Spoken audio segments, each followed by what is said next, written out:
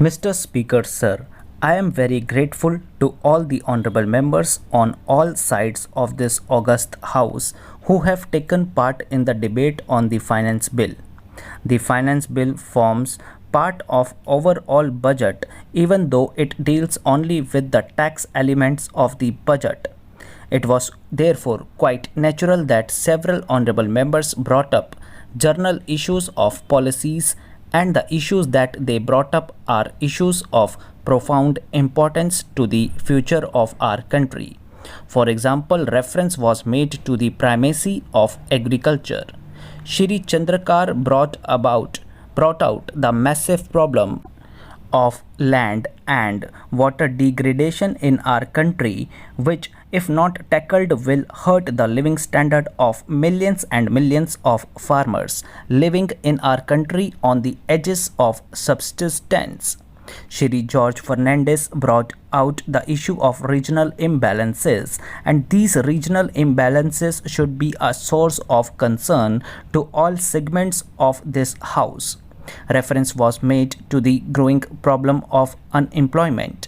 This again is an issue which ought to be the concern of all segments of this House. So, all these problems have been mentioned. The same way Shri George Fernandez specifically referred to the inadequacy of the infrastructure of power in Bihar, how it is contributing to the continued backwardness of potentially very rich state of the union. All these are very live issues, and these must be tackled if this country is to achieve its full development potential, if the aspirations of the people of this country for a better tomorrow are to become a living reality. But how is it to come about?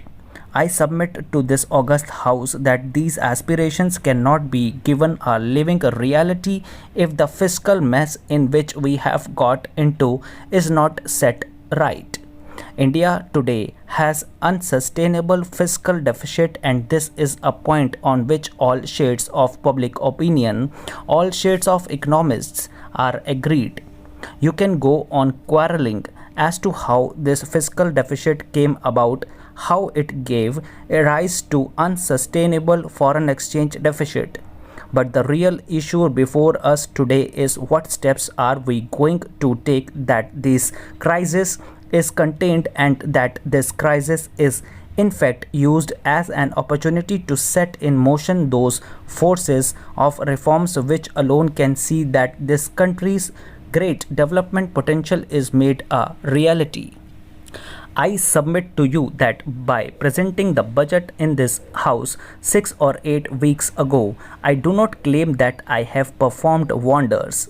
But if you look at the situation that this government inherited, it was a situation of almost certain default on international obligations. If we had not acted the way we acted, you have my assurance, India would have by now been declared a defaulter. What are the consequences of default? To know the consequences of default, we have to look around. What has happened in Latin America? What has happened in Africa? Once the country defaults on its international obligations, nobody would touch it. They have to import on a cash and carry basis. Nobody gives credit. Even after that, I think sooner or later these countries end up with a hat in hand before their international creditors in the IMF or Paris Club or London Club. We have prevented that situation. It has been the sincere effort of our government that somehow we must keep the honor of this country intact and also our unblemished record of holding of our commitments intact. I think that unblemished record must be maintained. I do not submit to you that we have succeeded in doing that. But I am not promising you that if this country goes on spending the way it has been spending, and if everybody says that subsidies should be increased, and if everybody says that the tax rates must be reduced, and if the productivity of investment in this country remains as low as it is today, I do not promise you that there is divine law which would ensure that India would not face default if we continue to do all these things. Therefore, all that I can say is that I have brought some time. This is the time we must use for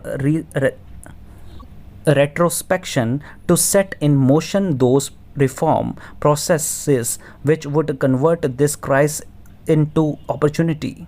If we do not do that, I can assure you, you will face unemployment and inflation of the type you have never seen before in this country. I regret that I had to do what I had to do in cutting the fertilizer subsidies. I wish it had been done over a period of time and gradually. Yesterday, an honorable member quoted a report of a very famous agriculture secretary and a gentleman from Karnataka, and for whom I have great respect, who had in that report clearly recommended that the fertilizer prices have to be raised, and they ought to be raised gradually over a period of time. Mr. Chairman, I beg to move that this House approves the proclamation issued by the President on the 15th November 1954 under Clause 1 of Article 356 of the Constitution, assuming to himself all the functions of the Government of Andhra. Sir, the House is fully familiar with both the background and the actual facts which led to the President taking this action. The background has been that ever since the formation of the Andhra state last year, the party position has been vacillating. There have been no elections, and with the division of the state, the legislature was also divided, and 140 members came away from the Madras legislature and formed the Andhra legislature, and the division between the different political parties was very uneven, and the result was that the government of the day was carrying on with a very slight majority, sometimes one, sometimes two, sometimes a little more, but it was always a very unbalanced thing. Now, sir, in the Andhra state, as you know, the one very big question has been the question of prohibition. Under the Constitution, everyone knows that prohibition is a matter of directive principle. The Constitution has given a directive that every state government shall aim its policies towards the enforcement of prohibition. In the old Madras state, the government of the day had enforced prohibition throughout the entire state, and that was inherited by the Andhra government, and in that state today there is complete prohibition. The Andhra government, after the separation, appointed a committee under the chairmanship of Shri Ramamurthy to go into the whole question, make investigations about the actual conditions as to how far the policy was succeeded, and make recommendations. The Ramamurthy committee submitted a big report and made certain recommendations which were, if I may put it that way, somewhat towards relaxing, if not completely abolishing, this policy of prohibition. We are not concerned here with that particular matter. Now, this report was considered in the Andhra legislature, and a certain resolution was passed in the month of May, on the 27th May 1950.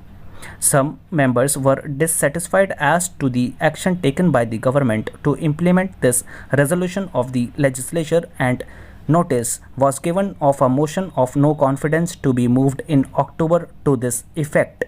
Now, after 3 days debate, voting took place on the 6th November, and the total strength of the legislature being 140, really it is very surprising thing that 139 members were present in the House. Only there was one absentee. Now, out of 139, one was the Honorable Speaker and another member remained neutral, and 137 members actually voted, and if you add the Speaker, actually 138 members were present and 137 voted.